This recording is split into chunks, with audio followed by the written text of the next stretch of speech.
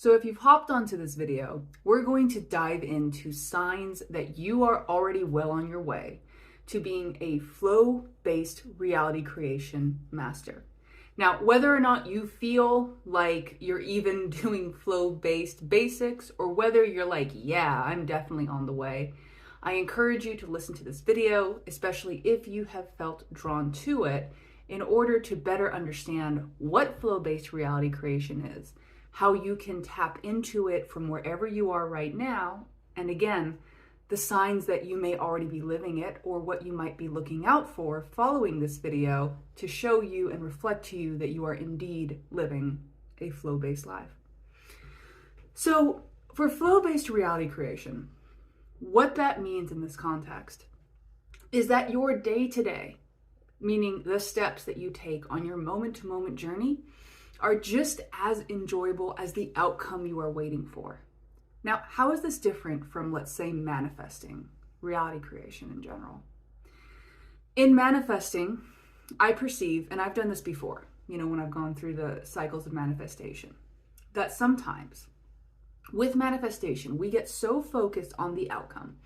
We get so focused on something that feels like it's outside of us or positioned in a future time that we spend a lot of this moment attempting to do things to bring us here.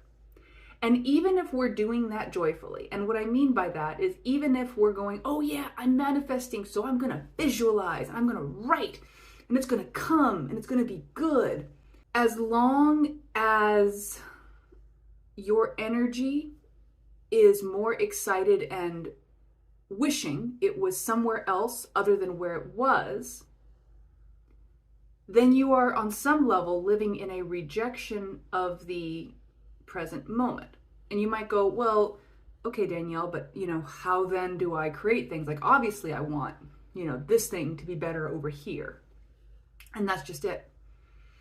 As long as we are attempting to create our reality in ways to try and avoid what's happening in the present moment, we are actually operating from let's call it a resistance cycle. Whenever we create from a space where we are trying to resist or get rid of or overcome something, within it, it's almost like we're dragging the seeds of whatever we are resisting behind us. Like, I get the image of someone who's trying their best to run away from their shadow. There is, however, ways that you can create in your reality that are really, really enjoyable. It doesn't mean you need to, I got to give up. It's never going to get better. It's never going to change. It's a shift in perspective of why you are creating. So instead of, I am creating this in order to avoid that, or I'm creating this because I want to be over here and not here, it's a way of creating where what you are doing right now is as enjoyable as where you are landing. I'll give you an example of what's not flow-based reality creation.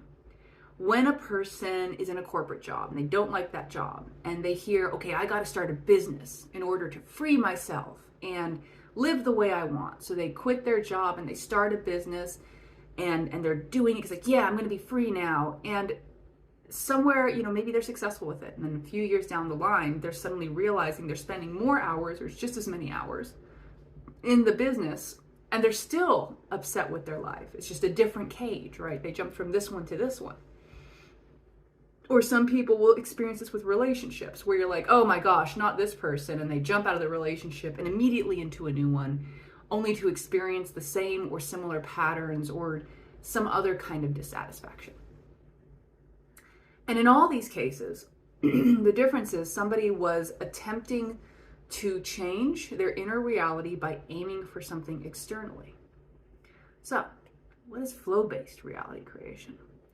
In flow-based reality creation, we're actually starting from the root of what are our core values and what do we actually desire.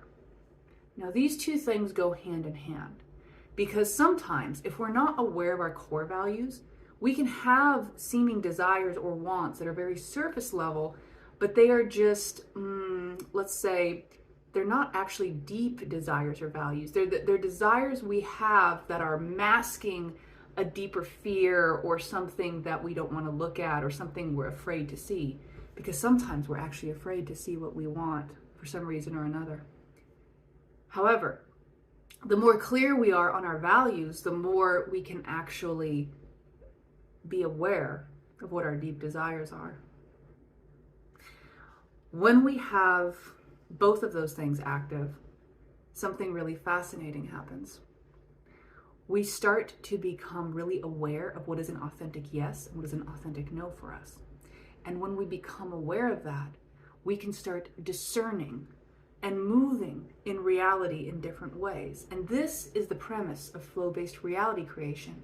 Because instead of trying to construct something for myself, for my thoughts, from my thoughts, thinking, I will fix this if I build this because that's what I think I need to go over here, we're actually connecting with the wisdom of our gut, heart, and then utilizing our mind in order to guide ourselves both intuitively and practically in the day-to-day moments so that we can live our future goals now. An example of this would be if you've placed an order online and you already know it's coming. You've already put the order through, you've put your payment information in, you got the confirmation number. So now you know the order's coming. It's not here yet, but it is as good as here. And all that is left is for the steps to happen for it to arrive. And you'll know when it's time for you to take those steps to receive it, because at some point the doorbell will knock or you'll see an indicator, if you have a ring, to go get your package. And so you'll walk over there, pick it up and get it, and voila, you've materialized something.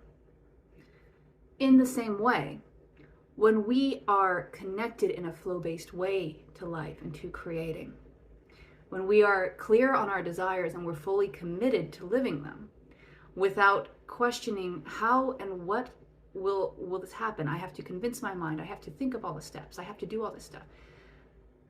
The mind is amazing for strategizing. The mind is not a future planner. That might seem a very interesting thing to say. The mind can try and create probabilities and predict things, but the mind doesn't actually know what's going to happen in the future. It's probably more likely that your heart or your gut can give you a better indicator of future probabilities, because that's the part of you that is intuitive and instinctive.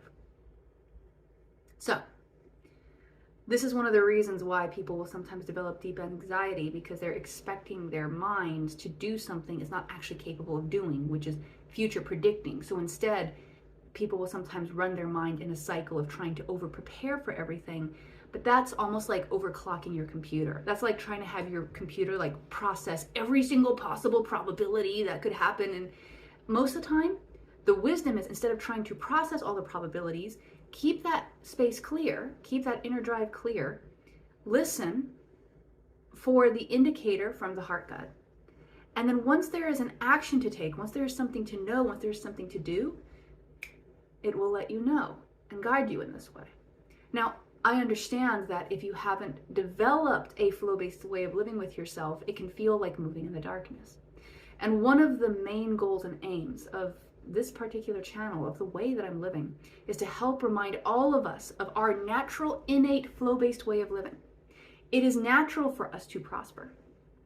It is natural for us to be able to listen to our inner guidance and discernment and make those resonant steps.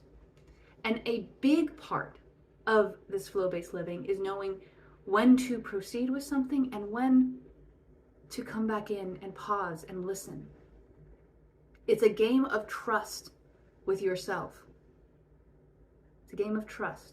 And trust doesn't come from here. Trust is an embodied experience. Trust happens in your whole body. You are either in trust or you're not. Think about when you were held by someone who just truly loves you, and the way your body just melts into them. This is trust. In the same way, as you hold yourself in trust, as you work with light, as you learn to distinguish and move in a flow-based way, you start to develop a deeper trust with yourself, even when you are in a state of unknowing, even when the only step presented to you is the one that is right here, right now. And this is part of flow-based living. So what are some signs that you are flow-based living? Well, a few of them are: you are watching more and more videos or content like this. You are taking an active, proactive stance in your life where you are bringing in this kind of information and reminding yourself of what's possible. Because when we are experiencing this, when you're experiencing me, when I'm experiencing your comments and feedbacks, we're providing reflections to ourselves and to each other of the vibrational level that we are operating at on some level, because we don't perceive what doesn't exist in our field somewhere. So the fact that you are perceiving this is an indicator that on some level, to some degree, you are in a state of either inquiring or stepping into flow-based living, or at the very least, exploring it as an option for yourself. Next, if you experience a lot of synchronicities, and what that means is things lining up, right place, right time, things just seem to come together in perfect order, that is a sign that you are living more of a flow-based life. Another one, when certain steps just seem impossible to you, like things that you used to do before that were kind of whatever, okay to you, maybe a kind of job, maybe a kind of relationship, that you are in a space right now where you're like, oh, I couldn't be in that at all. I just wouldn't even say yes. A sign that no amount of money could convince you to do something that feels against who your core nature is. These are all signs that you are stepping into flow-based living. So, if you are and you've watched the video this far, what I would love to invite you to, if it feels good to you, is share a little bit in the comments about any of your experiences or questions of flow-based living. At the time of making this video, there is a container that I'm providing for a group on flow-based living. And if that's something you are interested in, please explore the description. Even by the time that this live container has been complete, then we will have a different item in the description for you to view, to help you and support you with your flow-based training, if that is the resonant step. And so with that, if this has been of use to you, please do like, subscribe. Always appreciate your feedback, your comments. And I look forward to continuing to create with you in your most inspired flow-based way. Talk soon.